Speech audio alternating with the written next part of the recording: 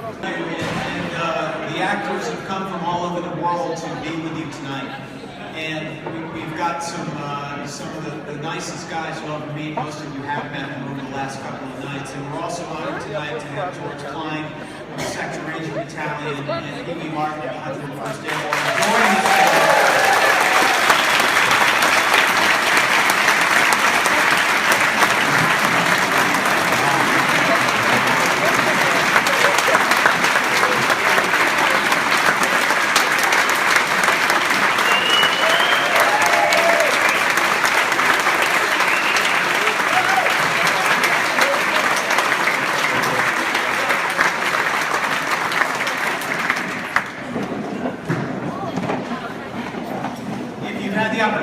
Talk to Pee-wee or George, you know, these guys never get tired. I mean, they've signed thousands of autographs in the last few days, and like the World War II generation, they don't complain, they work hard, and they do their job. And that's how they felt the last couple of days. That's what they've been doing. The first question I'd like to ask is to Frank John Hughes, who played Wild Bill Garnier and Band of Brothers. And Frank, I know Bill just passed away within the last year, and that has been difficult for you. You've talked about wanting to come on this trip to kind of bring closure to your character that you played. Has this brought some sort of closure to you to be able to come back here where Bill really became Wild Bill? It really is. It's one of the last things that Bill and I didn't share was to actually be in Normandy. We were here for the premiere. But we didn't really get to tour or do anything like that. We were so busy on the tour. So to come here and walk in the footsteps at Breakcourt Manor and other places where Bill's legend was born and where he actually, like Tim said, became Wild Bill, was really profound, especially not to do it with him, but to do it just after he passed away. I miss him terribly, and to be here and to walk in his steps is really moving to me. So it's been a great honor to be here. Thank you, Frank. We'd like to open it up to you guys in the crowd. The handsome gentleman right here with the sunglasses on his head. Yeah, he's out there somewhere.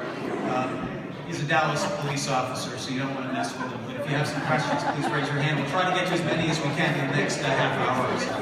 Yes. Lindsay. My question is for Ross. I was wondering if there was a question you wish you could have asked Joe Meekot had he been involved with Project M-Live. What would you have asked him? What a great question, kid. Wow, one question. There couldn't be one. There'd be thousands. You know, it's interesting. With this show, we all became very close with our men. And some who were still alive, and some like Joe had passed on. But Libra is such a huge part of my world. Yet one question would do it. You know, I would literally have a million. I would want to know who his best friends were. I'd want to know how he felt at Toccoa. I'd want to know how he felt when he jumped. I would want to know who he was with. D-Day +1, +2. You know, I mean, I've got 1,000 that I would ask him. If I were to meet him, you know, if he were with us, then I would just say thanks. That would be my one thing. Thanks for everything that you did in Easy Come and for the world, but also, you know, selfishly, thanks for allowing me to be a part of him and a part of his life. And I hold him very close to my heart. So that's it. I can't be any more than that.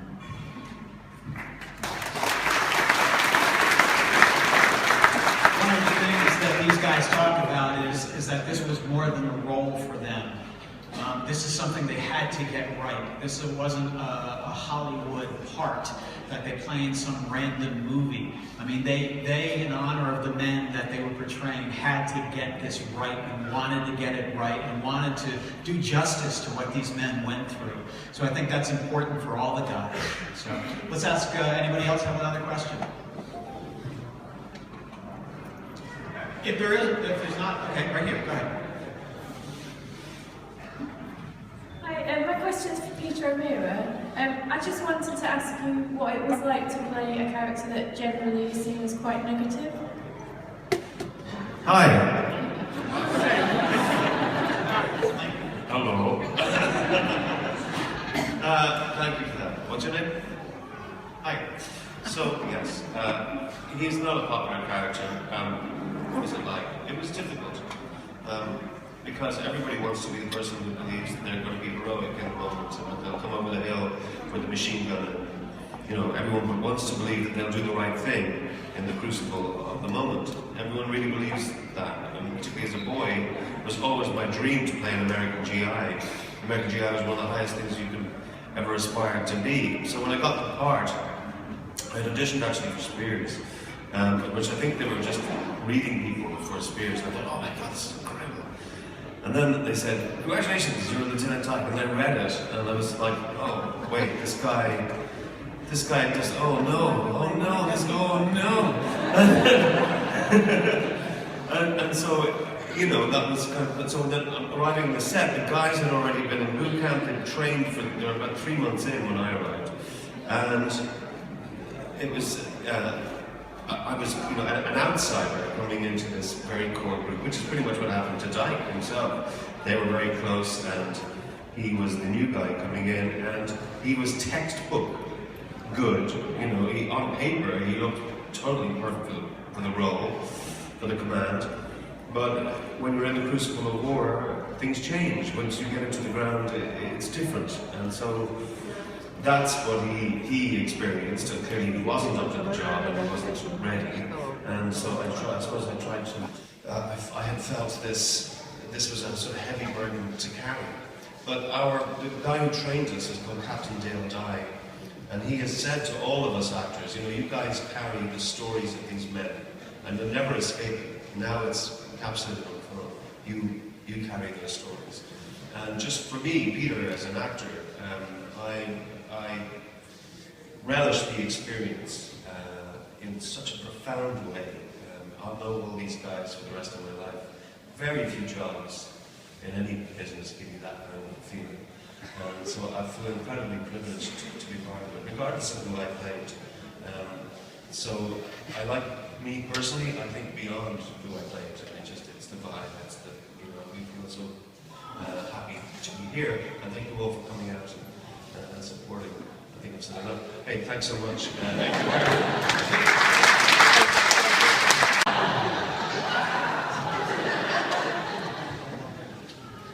Can we get the mic to Jenny over here, please?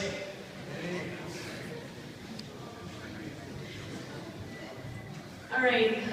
For those of you who went to boot camp, out of all of you here, who do you think has the best Dale Dye impression?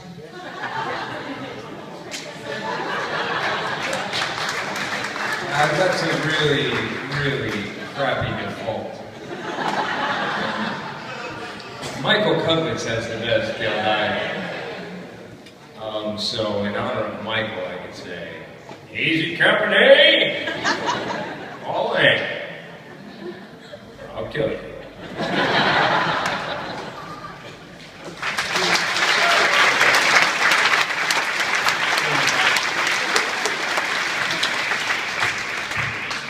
Question right here in the third row.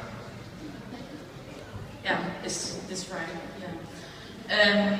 Concerning what Peter mentioned about the experience, how was it to talk about the not so nice things about war with the veterans, because it's such a sore subject for many.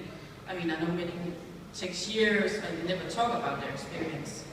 How did you talk about the combat or the exhaustion that felt, or was that closed off for you? Or was it just the nice things, if there can be nice things about war? Yeah. I think this is a great actual question for someone like Jimmy Matteo, who played Frank Mercanti. Frank recently passed away, and he was the oldest member of Easy who was alive at that particular point. So Jimmy developed a very strong and close relationship with Frank Mercanti, so I think he could answer that. Jim? Well, thank you, and thank you all for coming again. You know, Frank, that question Frank would skip over. I never really had spoken to him about the tragedy or the hurt or the pain. Whenever you would ask Frank, and I've said this numerous times, about a specific situation that might help me portray him better in the series, he'd always bring up the man to the left and the right of him. It's just something that he did, and he wouldn't talk about himself. He just didn't do it, and I had to go to other guys to find out information, and that was just the truth of it. I'd have this, called Donnie. I'd say, Donnie, hey, Frank told me Lipton was in this situation. Can you find information out for me? Because Frank keeps on talking about Lipton. You want to answer the question? So we never spoke about the tragedies. I think, for the most part, Frank was short-answered in anything that happened with the war. And I believe that I can't speak for him, but as just being around him for quite some time, that he tried to move past it in short sentences. So my relationship with him was more of a friendly sort of grandfather type. But I had the opportunity to, like Frank said, retrace the footsteps with Frank through Normandy and Holland and in Bastogne. And it was something that I will treasure forever. Yeah.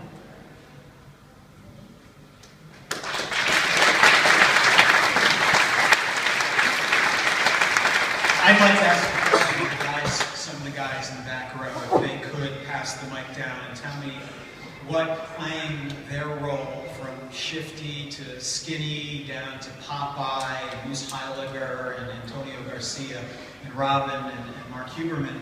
Could you summarize briefly what it meant to play your character and what it did for you as a person? You can just pass it right down. It took me to hell and back. I don't know. No, it was an experience. It's just like, how do you talk about this unexplainable experiences? It's hard. It's like the acting journey. We learn about humanity, and to play something like a soldier in World War II, it's like Shifty Powers. These are experiences we touch upon. Some of these really important experiences as a human being, and areas that are just sometimes just hard to even comprehend. And I think I've had the opportunity to put my toes in those waters, and it has really helped me to deepen my sense of humanity. I mean, it's been a great gift in many ways, and learning about myself. Learning about my family, learning about what's important. I suppose with Shifty, it's like, I think about like what Ross was saying. What would you say? All those things you would want to say, you would spend time talking about, have a cocktail, look out and kind of just talk about the old days or new days or whatever days. Just to spend some time with the people that have gone by. So anyway, Curry. Thanks.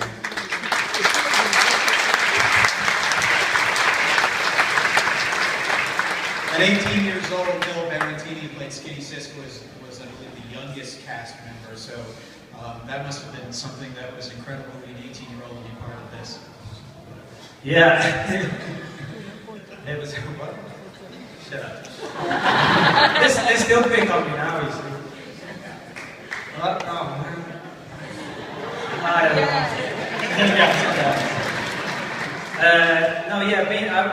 Unfortunately, I couldn't make it to the boot camp because I was busy doing another job and I really wanted to go. But being the youngest guy, I think I got off lightly because when I got there, these guys were really nice to me, But it's just been an honor to, I've made some friends for life here. Unfortunately, Skinny died back in 1999, just before we started shooting, so I didn't get to meet him, unfortunately, but I've been told a lot of stories by the other guys, and he was a character, to say the least. But yeah, just the most amazing experience in my life, really. An 18-year-old boy, playing a soldier, and not just playing a soldier, but playing a real person, so great. Thanks. Popeye win, everybody. Hi guys, again, thanks for coming. I'd like to thank the bride, the groom. Oh, wrong speech.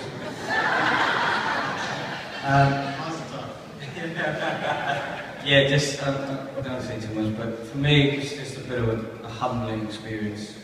One that I felt really honoured to do. Just was grateful for the steep learning curve, I guess, and all the history attached to it. And just become more appreciative of what people did for us. So yeah, for me, it just completely humbled me and put me in my place. So thanks. Thanks to all the veterans as well.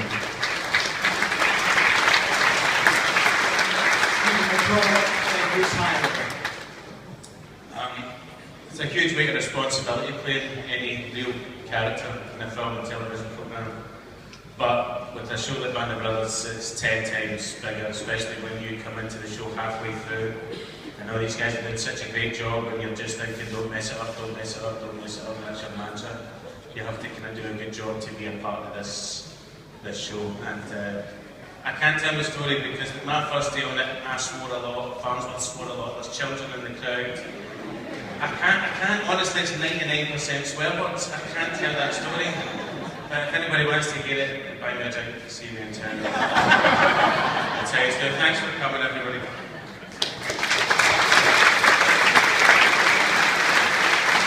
John Westman played Antonio Garcia in the beginning of the Replacements episode. Doug? Yeah, I never imagined that 15 years after doing the show and 10 years after Tony passed away that I would be here in Normandy sharing this experience with all of you and remembering him and all of these great men. And the fact that I can sit in a cafe in Paris enjoying my latte and some ice cream is because of all of them. Not just Easy Company, but every man that fought, especially these two. So thank you, and that's it. My heart belongs to them.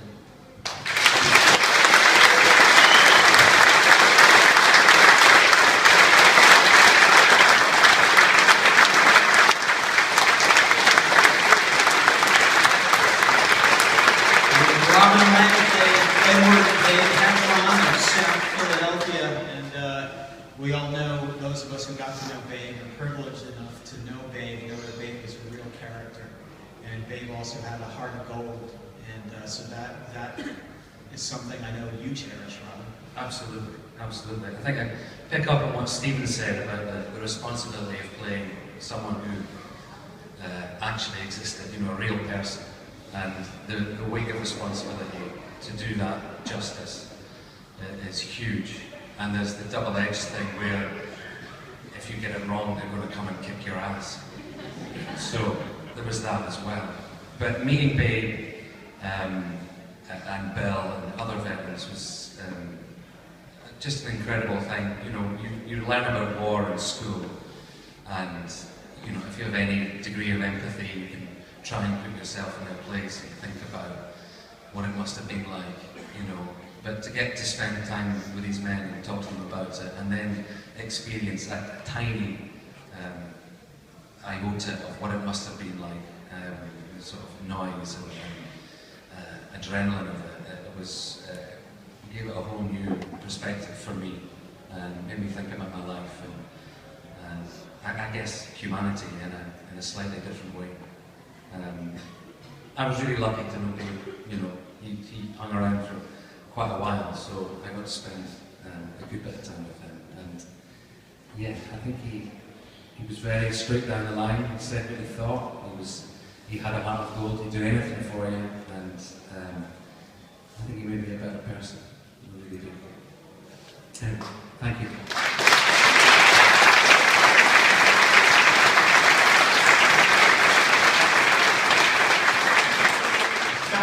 Bill Garnier and Frank will testify to this. One of Bill's favorite sayings when he was talking about somebody, he said, he could talk the balls off the pool table. One of Babe's favorite sayings was, she was so skinny she couldn't even bless herself. And these guys just had so many sayings, and they were they were a vaudeville act, Bill and Babe. And I wish they could have been here. But Mark, how about for you, playing Les Hatchie and coming in like Doug Spain as a quote-unquote replacement? Sorry. Yeah, it was, that's the thing, like, myself and Doug came in at episode 3, and again, the same thing, from the word go, I just wanted to say as well, like, the show did such a brilliant job of casting, like, not only brilliant actors, but people that had respect for the story they were telling. And I have to say that as soon as we arrived, just the work ethic and the respect and the work that everyone did for the whole duration of the show from the word go. And part of that was ignoring myself as when we arrived, but that totally worked. But a lot of the cast were told to ignore the replacements, and they did. And because when the replacements joined, they were less trained some of the time. That's just the way it happened. And the more experienced guys were told to leave them because if you have them, you could lose your life. So that was tricky at the beginning, but then myself and Roland at the same time, that made it easier. But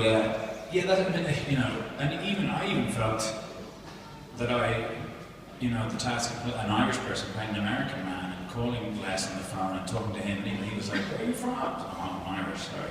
So just to do justice to that, to understand his mindset and where he came from at the time of him in America, what he left behind and what they left behind and what they were going for, and and again, he was a bit of a joker, and like Peter, Hatchie was portrayed as perhaps not the best soldier in the unit, and I was conscious of that. And like Perko, I had to ring other people to ask questions to make sure what they were saying was the right story, and to do him justice because he had his family watching it. So, but again, I remember when I got the job, my dad told me, "You're never ever going to do a job like this again." And I was 23, and he's totally true. He's totally right. That was literally once in a lifetime for all of us, and it was an incredible experience. But I want to pass the microphone to the gentlemen that were in the war and let them say a few words. We're going to get to those guys in just a quick second.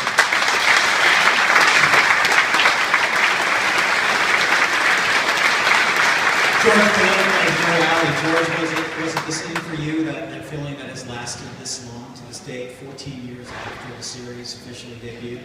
Yes, absolutely. It was.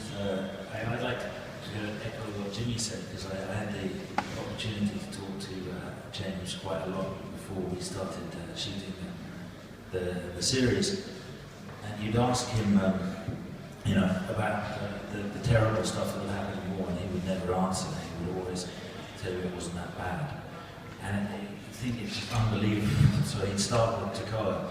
There was this terrible training camp. It wasn't that bad, and then you'd go on, and you think this man was hit by a hand grenade and stole some civilian shoes and walked all the way, and hitchhiked, made his way all the way to Bastogne just as the battle was starting, and fought the Battle of Bastogne until he could steal some boots in the snow in civilian shoes. And this man has just been hit by a grenade that wants to go back, that could have had time off in Paris, and this is something that all of the guys shared together and held together, and it's just unbelievable.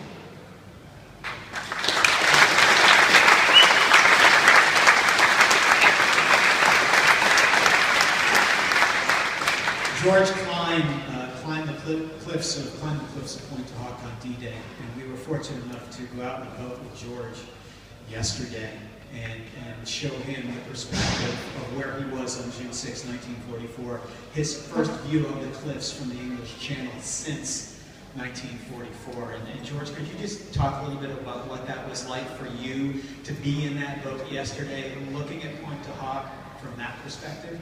It was cold and wet. It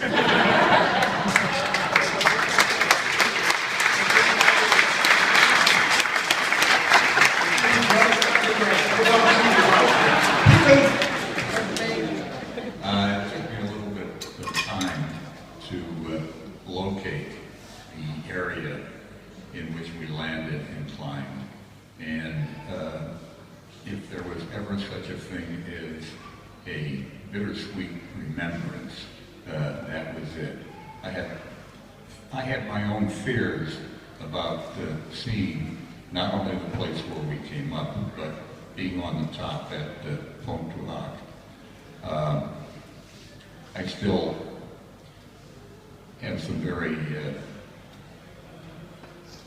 memories of the 2.5 days that I spent up there. On the other hand, I would like to say that the reception that I have gotten from the people in Normandy is something that I never expected. It's something that was greater than anything we've ever experienced in the United States. And I want to thank the people of this area for their veneration, if you will, of what went on 71 years ago. I get chills when I think of it.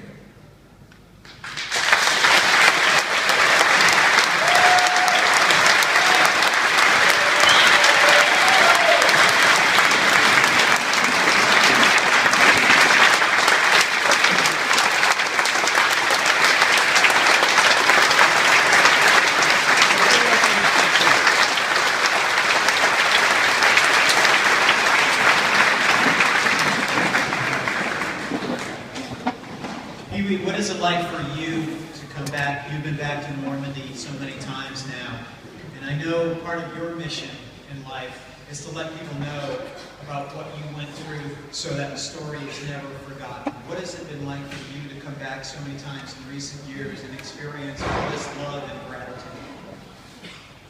Ordinarily, when people talk about coming to France, they want to see Paris. They want to see the monuments. Those don't affect me very much.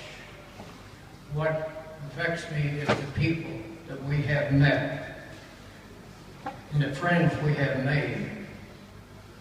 I get a little emotional about it. And I would have to tell you that in units like George and I were a part of, the people that gravitate to those kinds of units generally are not very emotional about things. If you're badly emotional, you should not get in those kinds of units, because bad things are going to happen. Armies are trained to kill and win wars, and it takes people without a lot of emotion to do that.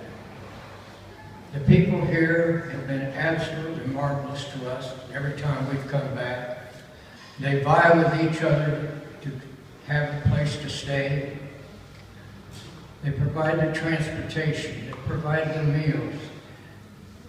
It's to the point where the adulation is really embarrassing, because I never felt we deserved anything like that. We were doing what we were trained to do. And also, I'd have to tell you this, people keep saying about the sacrifice we made. I have never considered my service a sacrifice in any way whatsoever.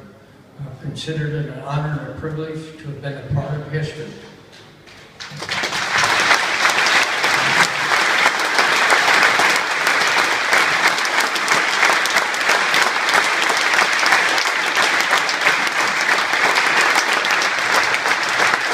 Now you can imagine, at the time when we were raised, most people had never been out of their own county. We were in schools that didn't amount to a whole lot. The buildings weren't very much. There was a depression on it. We weren't used to getting anything. I had people come in my unit and tell me it's the first time that they had a good meal in years. And that the clothes we gave were better than anything they'd had in their life. Nobody in my unit had ever been in an airplane. We didn't have any concept of what we were going to face. People have asked me what it was like to jump out that night. Well, we got in the plane, went across, and then we came into the coast. And then the firing started up. And people said, "Weren't you afraid?" And I said, "No, to tell you the truth, I don't know how anybody else felt. I had a little apprehension about whether I was going to go out that door or not, because we had had people who refused. But I was so fascinated of everything that was happening, I didn't even think it through. That's the first time in combat, and I think most people experience a lot of that. We went to Holland. It was very subdued. You didn't hear any of that. We'd been there and done that, and things were different. But when I come back to Normandy, we always think of Normandy when they think coming back to Europe. And I go again to the people I've met and made friends with, and many of them I'd written to before we ever started this, and then I got to meet them. Normandy is a little different than the rest of France. Normandy is agricultural in nature. The Germans could not be too hard on them because they had to have some cooperation out of them. Farmers are independent people, much like we were. They didn't take much to somebody pushing them around. So they pretty much went about their business. Today, there are kids 5 and 6 years old that come up to me and ask questions that I would not expect most adults to know. And I've asked why that is. And I've been told over and over, we don't want them ever to forget. We teach them that. Mr. Spielberg made this film. There will never be a film of a similar nature made that can come anywhere near what this film is. They've asked me what I think of the people who portray this. And I have told them and other people that after watching that, they looked as good after the little bit of training they had as we did with 6 weeks of hard training, or 6 months of hard training. Because when I look at it, I'm not thinking of an actor. I'm thinking that's H Company or I Company out there. That's how good they look. It did change their lives, there's no doubt about it. They weren't just portraying us, they became us. That's what a good actor does, and that's what they've done. And I thank them for it. Because we tend to forget history. And by them doing this, and Mr. Spielberg doing what he did, I feel that history was sliding away from us. Now they brought it back to the fore. And look at the crowd we have here that's interested in history. We never had that before this.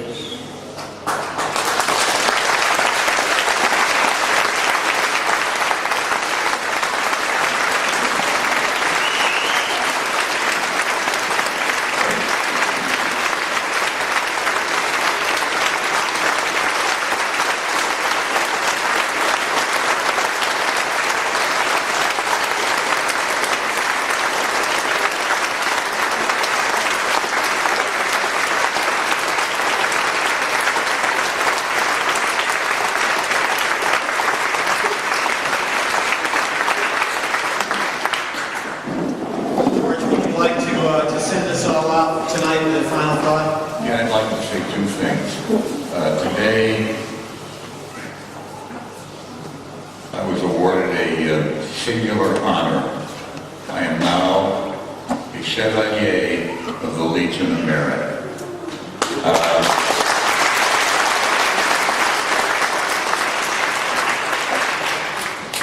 I wear it, but I really don't deserve it. Who deserves it are the people who are still here and will never come home.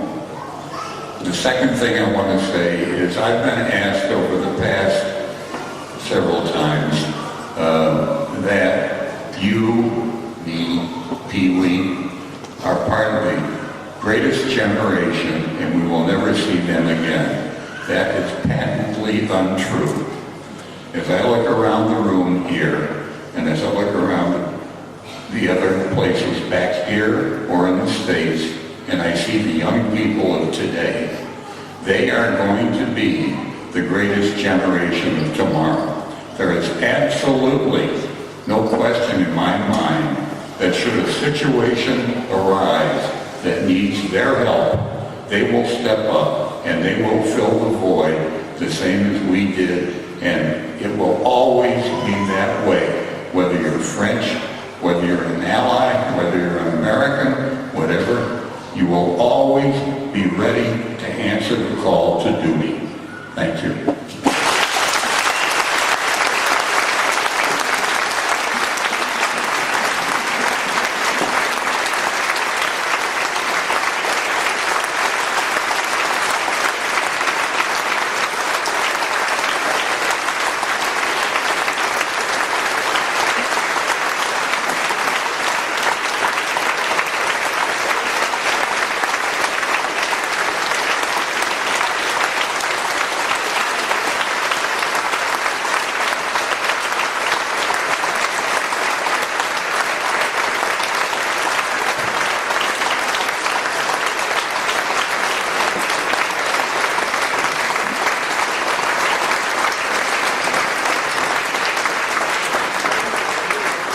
ladies and gentlemen, we want to thank you for coming tonight. We want to thank the actors for keeping the history alive for all of us, for keeping us interested in what these men did. We want to thank the veterans for being who they are and what they did with a very humble nature and a very strong ethic and a belief in their God and belief in their country and belief in freedom. And we are all here today because of them, and we are all who we are today because of them. And the actors have done their part to keep those memories alive. So we want to thank you all for coming and supporting the World War II Foundation. And we want to thank the Utah Beach Museum for always putting on a tremendous event, and for their mission. Charles de Valdivia and his father carrying on that tradition, and the staff here, they've been tremendous. And we hope you have a good time. And again, merci beaucoup. Au revoir.